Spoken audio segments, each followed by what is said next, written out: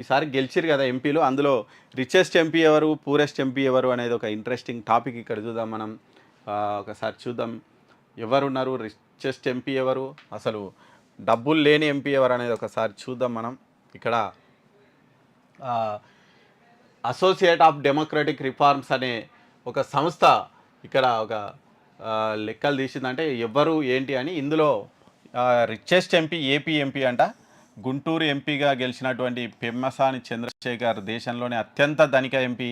ఈయన అనౌన్స్ చేసిన ఆస్తులే 5,700 కోట్లు ఉన్నాయంట. చూడండి, అనౌన్స్ చేసినటువంటి ఆస్తులే అంత ఉన్నాయంట. టీడీపీకి చెందినటువంటి, గుంటూరుకు చెందినటువంటి ఎంపీ చంద్రశేఖర్. ఇక సెకండ్ ప్లేస్లో బీజేపీ ఎంపీ చేవెళ్ళ నుంచి గెలిచినటువంటి కొండా విశ్వేశ్వరరెడ్డి. ఈయన ఆస్తులు 4,568 కోట్ల రూపాయల ఆస్తులను ఈయన ప్రకటించినటువంటి పరిస్థితి చూసినాం. ఇక థర్డ్ ప్లేస్లో కూడా బీజేపీ ఎంపీ నవీన్ జిందాల్. ఈయన కురుక్షేత్రం నుంచి గెలిచిండు. ఆయన 1,241 కోట్ల రూపాయల ఆస్తులు ప్రకటించినటువంటి పరిస్థితి చూసినాం. వీళ్ళు ముగ్గురు కూడా టాప్ 3 ఎంపీలు. రిచెస్ట్ ఎంపీలో వీళ్ళు ముగ్గురు టాప్ 3. ఇక పూరెస్ట్ ఎంపీలు ఎవరు కూడా చూద్దాం. ఇంకా అత్యల్ప ఆస్తులు ఉన్న వాళ్ళు ఎవరంటే వీళ్ళు కూడా బీజేపీ వాళ్ళేనంట. పురులియా నుంచి బీజేపీకి చెందిన జ్యోతిర్మయ్ సింగ్ మహతో అత్యల్ప ఆస్తులున్న అభ్యర్థి. అతని మొత్తం ఆస్తుల విలువ 5 లక్షలు అంట. అంటే చాలా పూరుగా. ఈ కాలంలో వార్డు మెంబర్ ఆస్తులు కూడా అంతకంటే ఎక్కువ ఉంటాయి.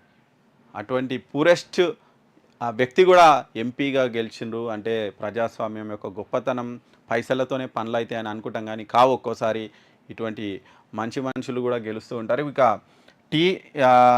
ఆల్ ఇండియా తృణమూల్ కాంగ్రెస్కు చెందినటువంటి మిట్టల్ బ్యాగ్ అనే వ్యక్తి, వీళ్ళ ఆస్తి కూడా కేవలం 7 లక్షలు అంట.